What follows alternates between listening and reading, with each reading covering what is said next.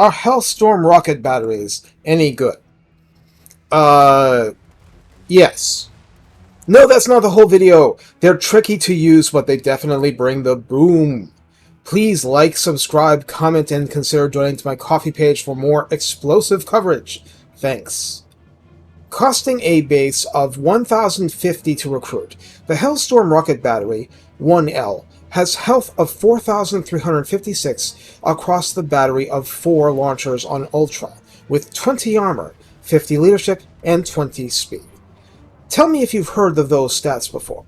Melee stats are... what melee stats? I don't see any melee stats here. Why, I guess I'll move on then. Ammunition starts at 22 volleys, a very standard number, with a range of 480, which is not standard and which is shockingly long, making this one of the game's best tickle the enemy to induce an advanced weapon. Missile damage is rated at 305. Each rocket does 30 base damage and 70 armor piercing on a direct hit. Each strike has an explosive detonation of 6 meters, with a rating of 22 base and 51 armor piercing within that radius. How proximity affects that damage isn't something for mere YouTubers to know. Each volley has 3 rockets, and of course that is across 4 launchers.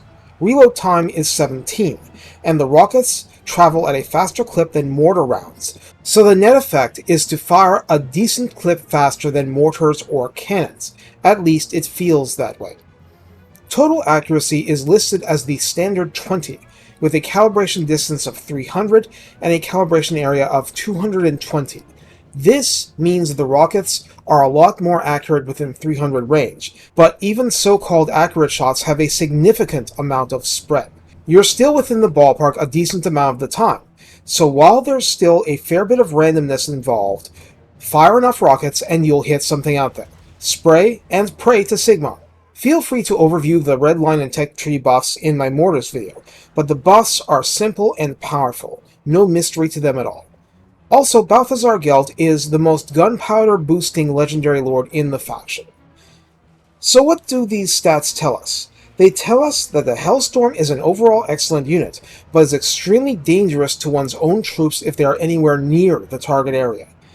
This is a ballpark area weapon, not a precision one. You may or may not do everything you want to do with it until the enemy closes, but that's what skirmish cavalry and other measures help with. It is also key to note that unlike, let's say, Chaos Dwarfs or Cathay, these attacks are not flaming unless you make them so, such as with Flaming Sword of Ruin.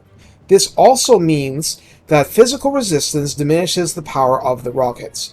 On the other hand, they're relatively effective against high-quality, high-armor enemy units, so they are exactly what you want to make Black Orcs and Chaos Warriors regret their life choices before meeting their Dark Gods.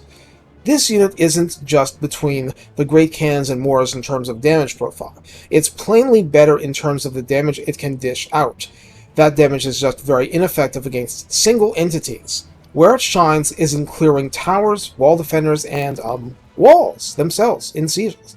So you take a Helstorm and it's never irrelevant, with an asterisk. Some of these new siege maps are so huge that you can't shoot into the deeper areas from the walls, so that's a big change from the old days. Bottom line, you are rarely at a disadvantage taking 1 or 2 Helstorms. Taking 4? 6? You're taking a lot of chances. Even if you keep your crews alive during an ambush or an artillery dive, you're no longer doing amazing damage to infantry and some cavalry. You still need that other stuff to win, but that's for other videos. Take care and have fun blowing up chaos. Sometimes the destructive solution is the right one.